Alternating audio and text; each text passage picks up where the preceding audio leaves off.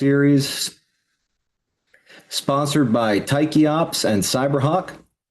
This presentation will guide technology service providers through strategies for substantial growth, profit, and profitability in 2025. So, about Cyberhawk. So we specialize in threat intelligence, so advanced monitoring of systems, identifying emerging threats before they impact your business operations, AI-driven analytics, proprietary algorithms, machine learning that allows us to detect anomalies and suspicious patterns across the network infrastructure, endpoints, the cloud environment, incident response, where we can rapidly contain protocols to minimize damage when security events occur, and endpoint security with comprehensive protection for all devices connected to your business network. Cyberhawk delivers proactive cybersecurity defense through innovative automation. Our solutions help technology service providers detect, prevent, and mitigate cyber risks efficiently. So I talked about Cyberhawk. What about our sponsor? So a little bit about Taikiops here. We specialize in digital forensics and incident response. So expert cybersecurity investigations to uncover threat vectors and security breaches, rapid incident response teams to deploy to minimize damage from cyber attacks, advanced forensic analysis to recover crucial evidence, especially useful for legal proceedings, as well as our AI consultation division, where we assist our clients in the strategic implementation of AI, helping create roadmaps tailored for a specific client based on their industry. Here we utilize custom machine learning solutions to optimize operational efficiency, and we adopt an innovation-driven approach to leverage emerging AI technologies ranging from LLMs to various different types of generative AI, image generation, video generation, so on and so forth. So let's go over some housekeeping. Just some quick participation guidelines today. We do love everyone to be active. Submit your questions to us, to Vanessa via DM so that we can get to it at the end of the presentation. But please ensure that you are on mute during the session so as not to cause any distractions. Please post your questions in the chat. We will be conducting some polls, so please participate in polls to share your insights. And we do have a promotion in place where we will be giving away free tools to any attendees who attend 2 or more sessions. If you missed the first session, I strongly encourage you to reach out to us to get the recording. All of these sessions are recorded. So just a little overview of our success series. Our first session was the wake-up call, going over the challenges that TSPs are facing in the modern era. Today, we will be going over recalibrating existing practices to streamline businesses and generate increased revenue. And then our third session, which will be on March 27th, will be turning technology trends into revenue. So let's meet our presenters. So I'm Chris Udall. I'm the one who's been talking so far. I'm the director of AI over at Taikiops. I'm also a senior threat analyst at Cyberhawk. Today we'll also be joined by Drathan Savoy. He is the CEO and founder of Taikiops and also the COO and co-founder of Cyberhawk. To help us today, we also have Mike Livingston, a great guy. He is the VP of Sales for North America for Cyberhawk. So let's look at today's agenda. So today's agenda, as discussed before,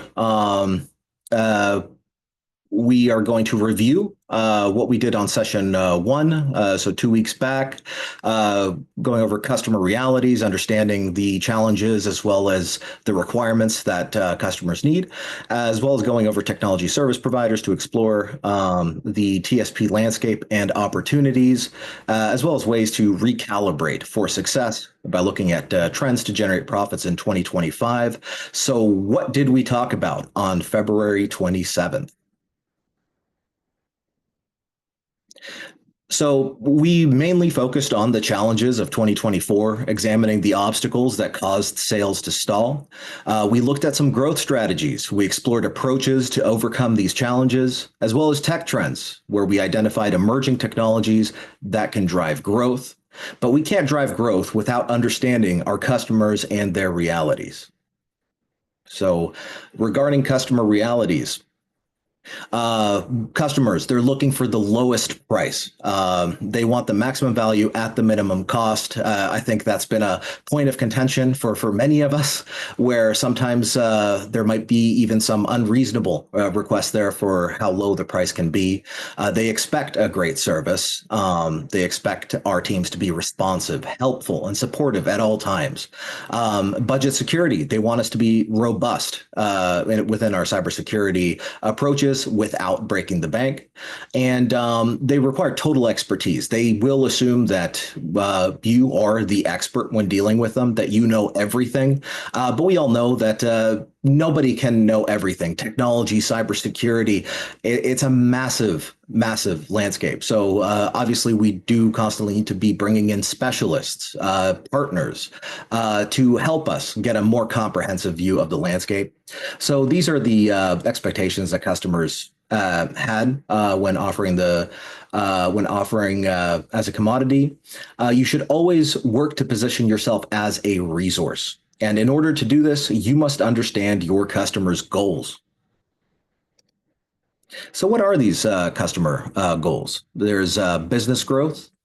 Um, Drayton, I don't think the slide is properly showing through here. It's not showing business growth right now. Oh, it's just showing the business growth. Yep, we got it. Yep, sorry. Yep, business growth, expanding operations and increasing revenue. So this is going to be to the owners, the CEOs, the CROs, and the CFOs, where they're constantly looking at increasing the revenue of a company, possibly without caring as much about other aspects. The second goal is going to be risk reduction. And risk reduction deals with the minimizing of threats to business continuity. So again, this will be the owner, the CEO, the CTO, and the CISO will care about this. And the third goal will be technology leverage. This one, Mike, would you like to take this one?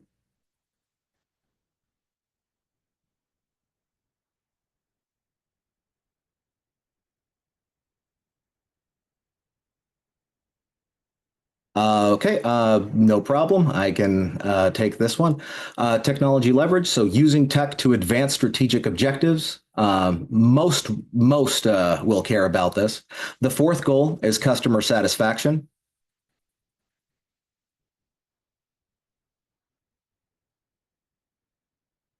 So customer satisfaction is ensuring that clients remain happy, and this will be the CEO, the COO will take care of this. And the fifth goal will be competitive advantage. And within competitive advantage, staying ahead of industry rivals. This will be the CEO, the CRO, the CMO.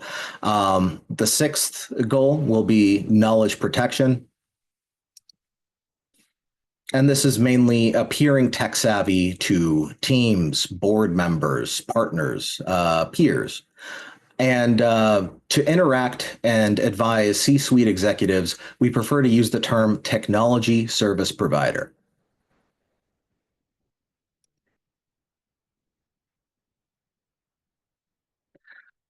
So within technology service providers, what is a TSP? So a TSP is a technology service, is an entity that delivers technology solutions or services to help businesses achieve their objectives.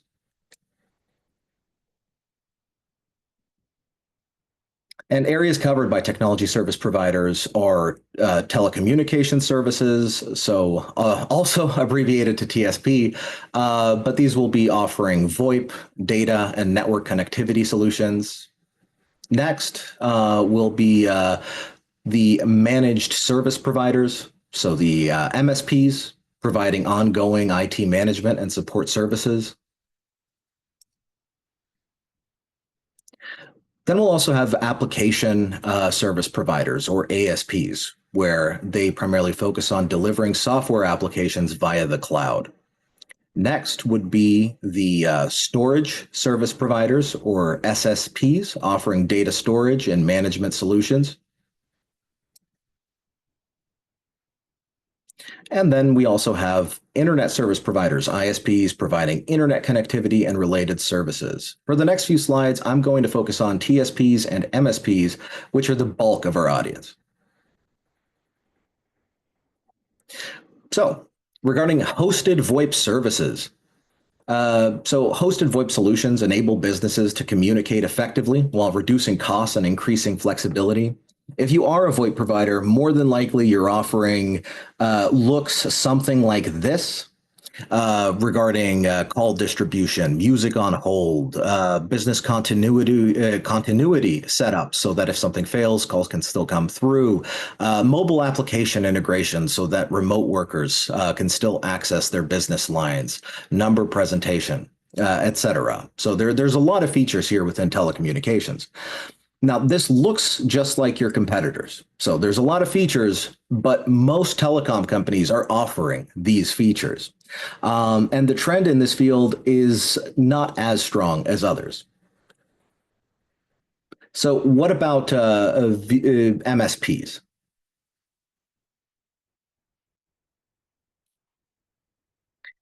So managed service providers provide outsourced IT services, including network and infrastructure management, um, cybersecurity, and technical support, allowing businesses to focus on their core operations instead of managing technology. So is your bread and butter item on this list? Is it disaster recovery, IT consulting, visual CIO? MSPs are still in high demand, but customers view all MSPs as the same, as interchangeable. And some MSPs are doing fine, but are you doing as well as you would like to be doing? Ask yourself a few important questions. That will help you start the process of recalibrating.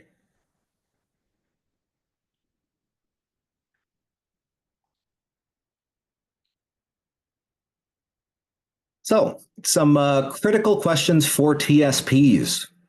Differentiation. What makes you different from your competitors? Alignment. Do your offerings match your customers' objectives? Relevance. How do you stay current and relevant?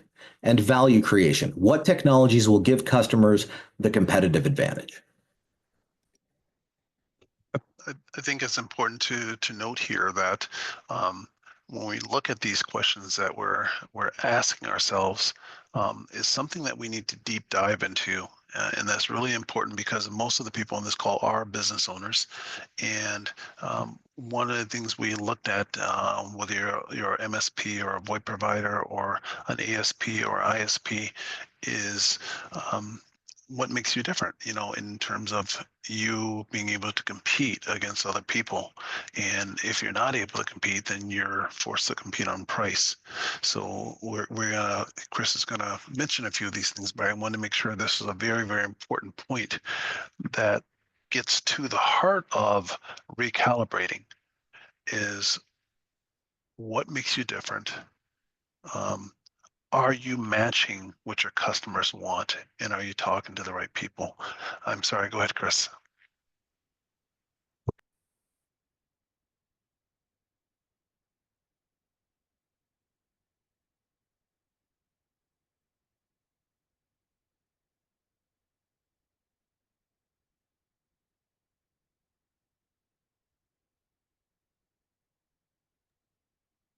Chris, you there? I am so sorry. Had myself on temporary mute there. Okay. Thank you so much, Drathan. So yes, I agree 100%. So yeah, unfortunately, we are competing on price more often than not. A lot of the features will overlap, so we need to have something else to set us apart, so that we're not stuck just competing on price here. our recalibration strategy focuses on customer alignment, trend awareness, and strategic partnerships. We have to meet customers where they are. For trends, we have to look for new opportunities to increase sales. So, how do we implement all of these new AI tools that are coming out every day now? It seems like within our businesses in order to make ourselves more efficient as well as provide increased value to our customers. And how do we find the right partners? The right partner can make a significant difference when working on AI or many other trends that we will discuss. So, what about those customers? So understanding the generation is just as important as understanding the goals. The baby boomer generation may not like texting, whereas millennials might prefer texting. And then Gen Z might prefer Instagram messaging. So every generation is different. Uh, the baby boomer generation, they are the wealthiest generation of those presented here. They hold more than 51% of the world's wealth. Gen X, they lived through the analog and the digital eras and benefited from globalization and technology, playing a pivotal role in the tech boom of the 1990s. So the internet bubble, if you will, the WWW bubble. The Gen Y or millennials were the startup generation that benefited from the opening up of capital markets to innovation, giving rise to various different apps like Airbnb, Uber, Grab, as well as social media, Instagram, Facebook, Twitter. So they are the beneficiaries of great wealth transfer there. Next, we have Gen Z, where they grew up in a fully digital world, leveraging social media and technology as tools for entrepreneurship. From TikTok creators to crypto investors, they leverage global audiences and decentralized platforms. And then we have Generation Alpha and Beta. They will also be important, but they're still growing into it. But they are growing up in a world of AI, sustainability, and digital empowerment. This generation will affect unprecedented technological and societal shifts. So let's have a look at some of these statistics dealing with some of these generations here. So here we're comparing millennials and Gen Z, looking at smartphone usage statistics, specifically regarding screen unlocks. Now, millennials will unlock their phones on average 71 times per day.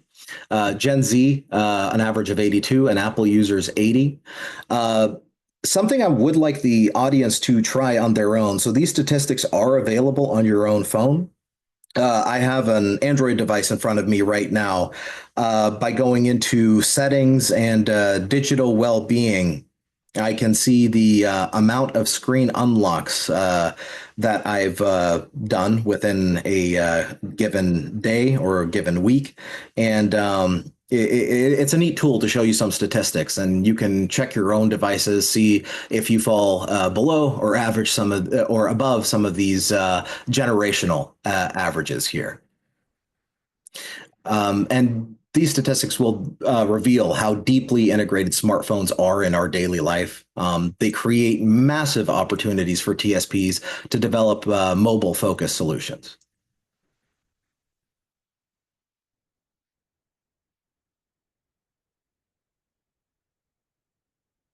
Drayton, can we get the next one, please? Thank you. All right.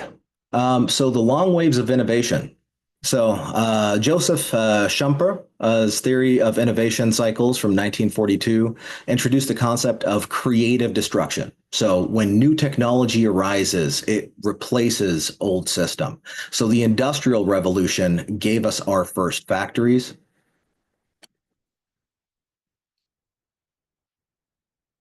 Within the second wave, as railroads proliferated, their networks strongly influenced urban growth. Henry Ford's Model T introduced the assembly line, revolutionizing the automotive industry, giving rise to mass transportation. With flight, the fourth wave, aviation gained mass adoption on a global scale, providing a road to economic integration. The fifth wave, personal computers and the internet. In 1990, 2.3 million people used the internet. By 2016, that number grew to 3.4 billion. So massive increase there. Now we are on the sixth wave. So the sixth wave will be planet and AI. So this will be climate technology. As climate changes and intensifies, clean technology may reshape business models and consumption patterns, as well as artificial intelligence. AI will have the largest impact on innovation and productivity than ever before. We have 47 different types of technology. Processing capacity has grown about double every 18 months. I know we hear some things about Moore's Law being dead, but technology is still growing at a rapid pace, and 89% of big data has been generated in the past 3 years. This wave is the driver behind the growth Drathan will discuss. Thank you very much, Chris. That's really important to understand because some of the strategies we're talking about are going to talk about how do we stay up to date when technology is changing every 18 months, and I think some of us might even say it's changing faster than that with all the AI tools that are coming out. Whatever AI tool you use today, there's going to be a better one out tomorrow, and that can be frustrating for customers and for technology service providers to manage. So we want to get sort of touch on a lot of those subjects today. And then the final session, we're going to really deep dive into a lot of these things and the strategies on how to make all this stuff work. So looking at the technology growth statistics, as he said, these are statistics that Chris mentioned. It's amazing to think that 89% of the big data was generated in the past 3 years. That's just astronomical in terms of what's happening. Now let's talk specifically about some of the industries that we are focusing on that we think are potential. Now there are a lot of different industries out there and a lot of different trends, but we're going to focus on the trends we think that will help technology service providers the most. In spite of the ones we're going to cover 6, but we didn't cover things like quantum computing. We didn't cover things like computer experience, where you have emotional AI and customer service. They call that CX. Blockchain, autonomous vehicles, neuromorphic computing, which is phenomenal technology. The ability to interface your brain with a chip, which is already being done, by the way, and it already has success. I don't know if you heard most recently, within the last couple of weeks, a gentleman who was paralyzed was able to now move, giving the integration of neuromorphic computing.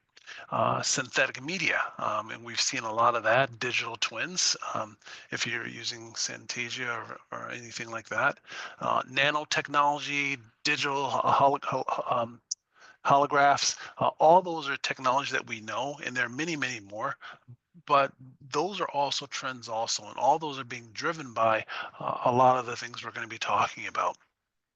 I'm not deep diving into those because we couldn't hit everything. And those didn't have as much growth as the ones that we're going to talk about. So in my mind, if I'm a business owner, I want to be on the trend that's going to generate the most revenue over the next couple of years. And I'm saying the next couple of years because technology is moving so fast. I don't know about you, but 5-year plans to me are dead. There's no such thing as a 5-year plan and with the way technology is going today. Just can't do it. So with that being said, let's start talking about some of the trends that I think are still beneficial and that we can start to recalibrate in how we look at them. Again, this is not enough time to go deep into each one, so we're going to hit the surface on these very, very fast and spend a little time talking about them. The purpose of the next presentation is to deep dive, so we'll be able to bypass all the stuff we've done up to this point to kind of set the stage and just dive right into the meat of things to get some real value out of it. So the first one is no surprise, digital forensics and incident response. And most people don't separate the two, even though it does say in the word DFIR, digital forensics and incident response, they are not the same thing. They use different tools, different skills, and different personnel. If you're looking at digital forensics, now it can be involved in this incident response, and more often it is. Many times it is. Matter of fact, I can't think of a time that it's not. But it's specifically you're looking at the devices, the user activity, and the cloud environments, and that could be. Think about what we just saw on that slide about the generations. So because the younger generation is using more mobile devices, guess where the threats are starting to grow? If you follow mobile attacks, you'll see that they've increased significantly since COVID, because the younger generation uses more of their mobile devices. I know my kids personally. My kids rarely get on the computer, but they're on their phone all day, almost 24/7. They don't put it down. It's their Linus blanket. So it's a different world for them than it is for people that may be a little bit older who may still be using their computers. So with that change in mind, and if you're in digital forensics, you don't really care what the device is. You have to kind of look at all devices and activity across all data islands in order to be able to determine what happened in a particular area. Uh, Compare that to incident response, which is traditional when we think about it, if there's a breach. The, not not all incident responses are cyber related in terms of adversaries. A lot of times they're insider threats, and those could be anything from someone accidentally, walking out the office with a USB, or employees actually stealing data when they move to go to another competitor, which happens quite a bit. So those are the sort of things that we get involved in both DFIR. Now, why did we list this as one of the six that we said? Because of the fact that it is in 2025 was almost a $62 billion global industry, and the growth rate is just, unfortunately, we're going to talk about why that is, but the growth rate is doesn't seem to be letting up. So that creates opportunity. And we're going to, again, we don't have time to get into every single one of those, which is what we want to do on the next presentation, is talk about every single opportunity there is because of this. But I can tell you this right now, at Cyberhawk, whenever we've gotten involved in DFIR or with Taiki Ops, is increase the MRR for the partner every single time. So even though you may not have the tools to do DFIR, by bringing in a partner, and we talked about the importance of partnering. So if you bring in a Cyberhawk, then you know that it's going to result in increasing your MR. Now that's not, we don't go in guaranteeing that. It's just because that's the way, the nature of the beast. When a customer gets hacked, they get hacked usually because they didn't buy the things you told them to buy. They didn't invest in the cybersecurity the way you told them to. So now they're willing to invest, which means it increases your MRR. So being involved or promoting, hey, if you get a DFIR case, we can assist you. And if you call us in, then yes, that's going to result in an increase. Enterprise adoption of digital forensics. Now, this is just digital forensics, but it has to do with the ability to have companies that are investing in it because of the ability, not only the external threats, but the internal threats. And I don't know how they did the math on this, but they determined that is 3.8x ROI on investing in cybersecurity. The second area that I want to talk about is, and this is one that I don't see a lot of TSPs, whether they're MSPs or whether they are TSPs or even ISPs, discussing. But when you think of the increase in processor speeds and you think of what's happening with AI and you think what's happening with technology today, this is a field that's kind of a sleeper that is growing at a hugely rapid pace. By the way, this is growing faster than DFIR. So that if you were to partner with people in the augmented reality or virtual reality, and augmented reality being usually you find that in medicine, that's very heavy in medicine, where it allows them to, the real world to interact with the bringing in the virtual world together. So you experience, you don't alter your real world, you're just able to enhance what's already there. I think what we've all seen those movies where, someone will sit in a captain's chair on a spaceship and they'll start moving things in the air. So that's exactly what augmented reality is. Versus virtual reality, you're someplace else. You put on those glasses and it feels like you're on a roller coaster. And even though your brain knows you're not actually on the roller coaster, your brain is so powerful, and these VR systems are so immersive that your stomach drops even though you're still sitting in the chair. So it's a phenomenal feeling, and that's very heavy in the gaming world. So, but again, it still requires some of the same things, and they still require technology service providers. These applications are going to transfer how training is done, how design is done, and even customer experience.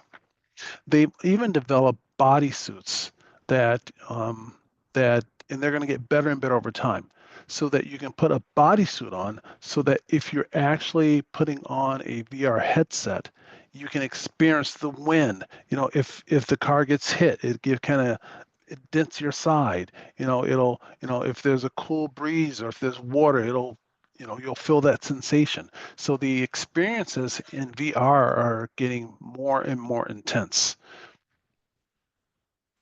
And that market, as I said, again, is growing at a faster rate. It did more than what um, um, DFIR did at $75 billion in 2025, and still just as good of a growth rate with a CARG of 42% annual growth rate. That's absolutely phenomenal. That's off the charts, and is all being driven by the other technologies that support it. The opportunity for TSPs is 4.3 billion in this. And that's what we want to start talking about and digging into. What are those opportunities that we're seeing in AR, VR that TSPs can take advantage of to increase their MRR? Because this is, again, I think a sleeper industry that a lot of people, whenever we talk to people in the space, they go, no, MSPs don't call on us, or technology service providers don't call on us. Um, I don't know why, but it's kind of a sleeper field, and I think it's one that people need to pay attention to, because it is growing and it is exploding. Next up, this one's no surprise, but I don't know if most people have a specific offering geared towards IoT. IoT is beyond anything we thought it would ever become. 5 billion connected people, 350 billion revenue potential, 30 million applications, 15 billion smart systems with embedded intelligence. And the number just keeps growing and growing and growing. I hope to show you an extended chart because when we're trying to prepare for these and look at industries that would be best for technology service providers. One of the charts shows how one is higher now, but it quickly excels and exceeds the other one in about 5 years. And I think that IoT was one of those ones that did that. When you look at the market there, um, you'll see that it's pretty even at 7.2 billion, but this is one I think that really takes off because the more, if you look at what's happening with all those other things that we talked about, um, those are IoT devices. So the more technology we develop, the more IoT devices enter the market. So you're starting to see the overlap here, which is again an opportunity. 89% of businesses adopt enterprise implementing IoT solutions and operations. That's the goal. So if enterprises are doing it, that means mid-sized and small businesses are going to start doing it too. The opportunity for TSPs is about $5.4 billion a year. So again, more opportunity for MSPs to expand. Here's one we don't always think of, and it's 5G. Now that I see this one, I know which one it is. It is 5G that expands and grows. When you look at the global data for 5G, which I'll get to in a second, I'll caution you on looking at that data because there's some detail to it. But it offers a huge amount of capabilities that allows for TSPs to change how businesses conduct business and make them more efficient. And that's what most business owners want. If you can increase efficiency, that is valuable because you'll generate more revenue. So efficiency is very, very big at the top of the list for many CEOs, boards, operations people. Efficiency is key. You're getting faster data speeds, lower latency, so that when you can have lower latency, that's better than what you get from the cable companies, better than what you get from DSL, um, and many times better than what you get from the other services. Now you can start running augmented reality, virtual reality, AI, and all those other technologies over it because as it gets better and better, which is 6G, which is right around the corner, then it makes it even better. The second we get to 6G, um, it just enhances anything AI and anything virtual reality, anything augmented reality. Um, you get, as a result, increased capacity, better security. The security protocols go up. Higher reliability. And we all have customers that are on cable who go down all the time and they could now use this 5G spectrum, which has higher reliability than the cable companies do. So it would be, and the cost of it usually is less than what you would pay for cable. So a real benefit to end users.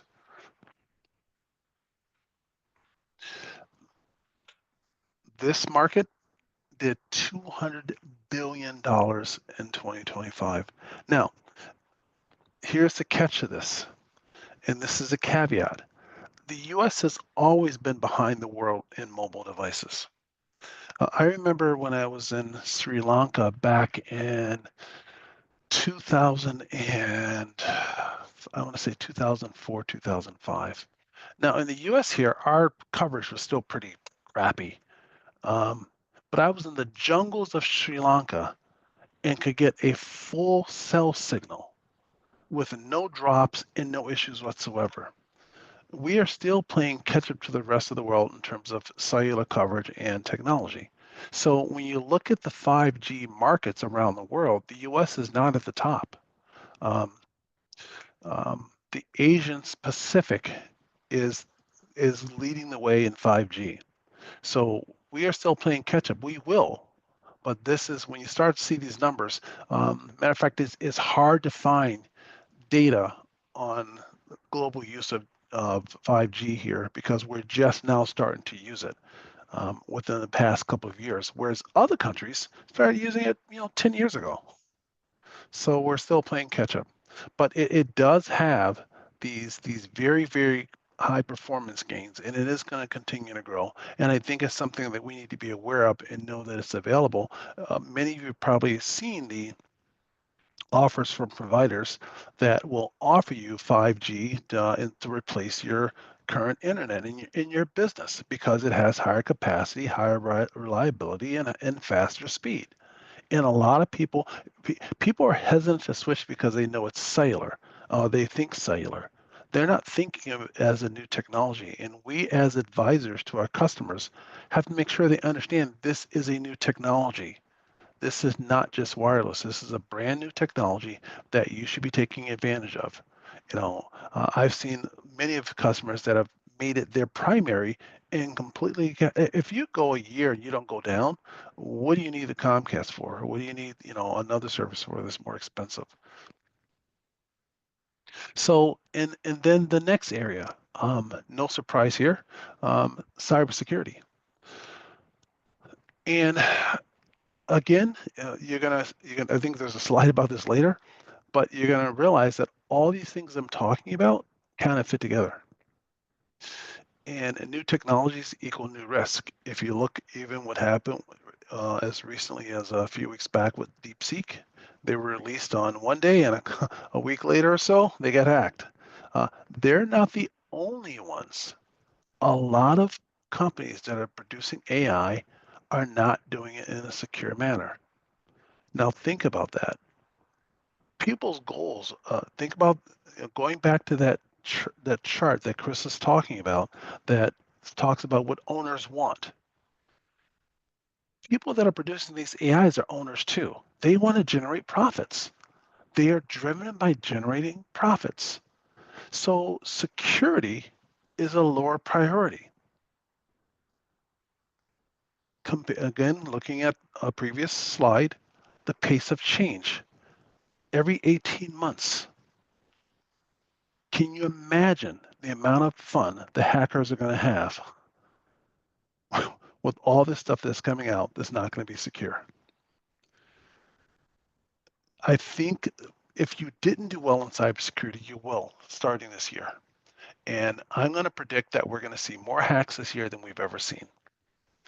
I saw one statistic that said ransomware was on the decline. I think they're going to be wrong on that. It's not going to be ransomware. It's going to be attacking AI systems, and it's going to cause major issues because these AI systems are also collecting a huge amount of data and learning on a huge amount of data. So, and once those systems are hacked, it gives hackers a huge amount of power. So it may not be ransomware, it may be extortion, or it may be something else. But I think we're going to see a huge jump this year like we've never seen before. Um, so you've got to have visibility. You've got to have that advanced visibility into, like a Cyberhawk or something like that, that allows you to be able to see everything. If you get all these IoT devices, you've now got all this 5G technology coming through. If you don't have a system that can see what's going on, and then and not only see what's going on, but then have a way to orchestrate and automatically block things or take care of things when they occur. The combination of visibility and orchestration help make you more secure. And that's pretty basic. We've been saying that for a long time, but it's not something that even technology providers push on to their customers to make sure they have that advanced visibility. Reputation management is becoming a big issue because of AI.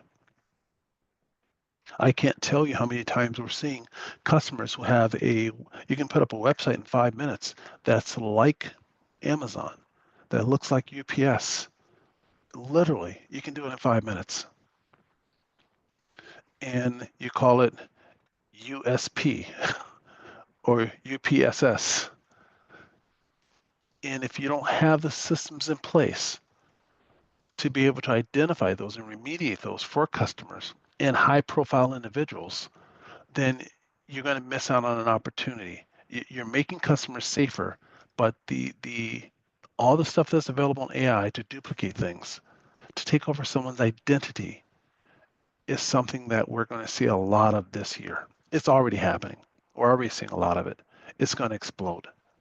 So this right here is going to be um, an absolute necessity, which is why the numbers are going up like crazy. And then when you get to more advanced things, and these are things that as TSPs we don't always get into. We know about them, we don't get into them. But given what's happening with AI and the use of data in a lot of these learning models, it's going to be critical that we have some sort of DLP strategy. The way of protecting a DLP, there are two types. There's data loss prevention and data loss protection. It's going to be important that we're able to address both so that our data doesn't end up in these learning models, our proprietary data, or it doesn't end up walking out the door. And if you're following what's happening with the NIST 2.0, it's saying that you have to have a vendor risk management program. Now, the one question I get asked all the time, well, we're a vendor too. Yes, you are. So I've been saying this for about 5 years. I think the future will be that you're going to have two different providers in a customer. One is going to focus on IT and one is going to focus on security. If you look at NIST 2.0, it's basically saying that. Penetration testing is something that people haven't pushed a lot, but I think you should. Penetration testing will save your butt. It will identify loopholes that can be exploited. In addition to doing it in conjunction with a vulnerability management program, gives the customer, it keeps you from having to deal with a headache. So I'm not going to preach you more about that. Here's something you'll find very interesting. So this is a spend, and I actually had to find the data on this, so I had to create this slide myself. But I was curious as to, um, and this is in billions. So I was curious as to what do we spend on cybersecurity globally? We spend about $211 billion on different, and that's all, that's antivirus, that's identity access management, that's assessments, that's the whole 9 yards, $211 billion. But criminals make $10.5 trillion. Do you see now why criminals don't stop? That's a 50 to 1 difference. That's insane. And because we have not done a good job of convincing customers of the need to increase their spend on cybersecurity, is the reason we have criminals making $10.5 trillion. And we're only spending a fraction of that to protect them from getting that money. So I would, if I were you, I would, share this with your customers, because if they know that they're spending a small amount of money and the criminals are walking away with a lot, that's a good deal for them. So we would love to reverse that, where criminals get very little and not make it worth their time. And our customers get to keep most of the money instead of the criminals, because that's a very, very uneven a gap that needs to be addressed. So as a result, before we saw that those are in the 70 billions, we can see that the market for cybersecurity in 2025 was $302 billion. Again, this is worldwide, and a lot of this is the US. Again, it's got a healthy growth at 14.5%, and the average breach, and actually there's a new statistic that just came out, and Chris and I were talking about it. Chris, what was that statistic? It's not 4.3 million average breach. It was another statistic that we just read. Right. So this is from IBM's annual breach report. So within the average cybersecurity incident, the average cost, so accounting for all cyber attacks that do occur is going to be roughly $4.88 million. However, companies that leverage AI within their security stack, their average cost is about $2.22 million. So less than half of the overall average. Okay, thank you. And I see I've got about 5 minutes left, so I'm going to try and go through the rest of these slides very, very fast. The last one, save the best for last. No secret here. Artificial intelligence is embedded in everything. Um, Garner calls it the whirlwind of AI. Um, and the ability to adopt and create governance and apply compliance around it is a struggle, and is something that we're trying to roadmap right now. We are doing it with customers, and it's this is a circumstance where it is easier to forklift than it is to try and use existing data and systems. And we've shown that to customers over and over again, which of course is a huge win for TSPs. So that market is astronomical. No, this is just a blow up, and it includes all those other industries that we talked about. So what's the common thread across all of these? Um, they are enormous scale. They you can't do them alone. AI is too big for any one company to do alone. There are too many moving parts. And that's why last year, only 30% of the people that tried to deploy AI strategies actually were able to do it. It takes so many different players to make this work and to make it effective. The security requirements, the system upgrades that need to be done, the infrastructure, the connectivity, all those go into play for all these new technologies that customers are going to want to make themselves to help them achieve their goals. And the other thing is, this comment about these, is the implementation process. All those things I showed you all require discovery, recommendations, preparation, deployment, evaluation, and improvement. And inside of this is the need for the TSP to be involved, whether it's an MSP or anybody else to be involved in almost every step of the way here. So working with consultants, working with people that deploy AI, they don't do this stuff. They don't touch the network. They don't touch the systems. They're gonna if you're not partnering with consultants, they are gonna just hand it to anybody. So the takeaways, um, problem solving focus. We talked about talking to customers about issues they have, because AI can solve a lot of issues, but it takes time. The other thing they got to know is deploying AI does not happen in 90 days. It'll take them a year to 2 years. And they don't understand that. If you've ever done an AI deployment, it's not something that you can just say, hey, I'm going to turn on and do. There's a process you have to go through to do it properly.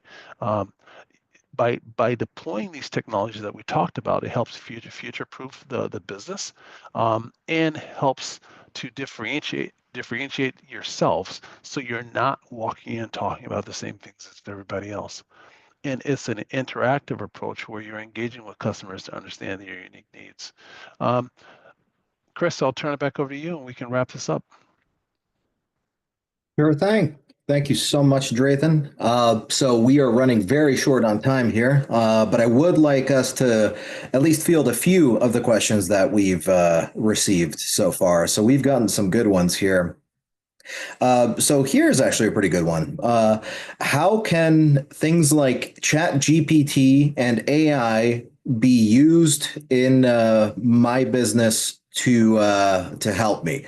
So I think both Drayton and I will agree that LLMs, so Chat GPT, Gemini, Grok, are excellent efficiency tools. Oftentimes people think about AI as being replacements for human beings, but we like to see them as efficiency boosters. So, with the use of various different tools such as ChatGPT or Gemini, a single individual can increase their productivity tenfold in some cases, whether it's writing documents or quickly responding to emails, or even through integration with AI assistants or automated customer service products. AI can be used to massively increase efficiency, allowing small teams to possibly take on projects that maybe 10 years ago were restricted only to significantly larger companies. Drayton, do you got anything to add to that? No, 100%. If we look at how we use AI internally ourselves, the ability to get things done much faster than we used to. Um, there was a presentation I prepared in 5 minutes. I had to do a presentation. I ran out of time, and I had it done in 5 minutes. Now that's not the norm, but I am doing presentations in about an hour or two, whereas I used to spend days doing them before. So the ability to write emails where I can just say, yeah, respond to that email and tell them, I'll get back to them when I have time. And the accuracy with which this stuff can do. Now, it comes with good and bad. The bad guys can use it too because now you can't tell the bad English anymore. But it's in terms of productivity tool, the amount of time it saves me so that I can get other things done is astronomical. Awesome. So I know it's already past our end time. Drayton, do you think we should field one more question or Yes, let's just go for one more. sure? So we got a couple here. We'll pick one. So, what do we need to consider before partnering with a technology service provider? You should, when you're partnering with someone like a Cyberhawk or Taiki Ops, we have internal systems and processes that make sure that our partners always come first. So in doing that, we work with you to roadmap with your customers if they're going to be adopting AI. And like I said, every time we've gotten involved, the technology service providers MRR has gone up. Now, that's just a benefit of working with a good partner. So some of the things we always do, we follow a process where we first do an initial discovery, and that discovery can go a week, it can go a month. It all depends on what the customer wants to achieve. If they're looking at organizational change, that is going to be a longer process. If they're looking just to take one department, such as sales and marketing, well, that's going to be a shorter process. So once we have that understanding of what the discovery is, then we start going into recommendations, and then we'll start to do look at budgets, and then we'll do a test and deploy it. And if that works, then we look at a department that we use that particular item, and we tweak it. And then once it's ready to go, we deploy it throughout the organization, and we continue to tweak it. Um, the, this is not just something that's that you just put in and forget about it. It's not possible. If you're going to take the time and invest in this, you've got to make sure that you're cleaning your data. You got to make sure garbage in, garbage out. So in answering that question, yes, we are going to work with technology service providers, MSPs, VoIP providers, whoever, to make sure that their customers have the best experience possible and get value out of AI so that they can grow their business. If they're growing their business, they're going to buy more services from you because they'll have to. So it's very important to us that we're helping. And again, you can't do this without cybersecurity. You just cannot. It is a mistake if you even try. These are very, very powerful tools that you don't want to be exposed. I couldn't agree more. So, thank you so much, Drayton. I know we're running really short on time, so I think that was our final question for today. So, thank you so much, Drayton, for the very insightful presentation there. Thank you, Mike, and thank you everyone for attending today. This whole session is being recorded, and you will be receiving a copy of the recording shortly after it concludes. Thank you, everyone. And remember, I know a lot of people are waiting for the third session for us to go into more detail about those things, which I said was impossible to do in an hour. The next session is an hour and a half. But you don't have to wait until that session to reach out to us if you have. Some of the things we talked about, we don't sell. I want to be clear about that. So we're talking about things that are outside of things that we sell, but we're more than happy to have those discussions with you to guide you. So please reach out to us. You don't have to wait till the next session to get started on this stuff. Okay. Thank you, Chris. I know Mike was having some technical issues, so he didn't join us. So we'll make sure that we take care of him. Thank you, everyone. Have a wonderful day. And Vanessa, if you can stop the recording. Once you close the session, it's going to be stopped. Oh, okay. I will do that. Thank you, everyone. Thank you. Bye-bye.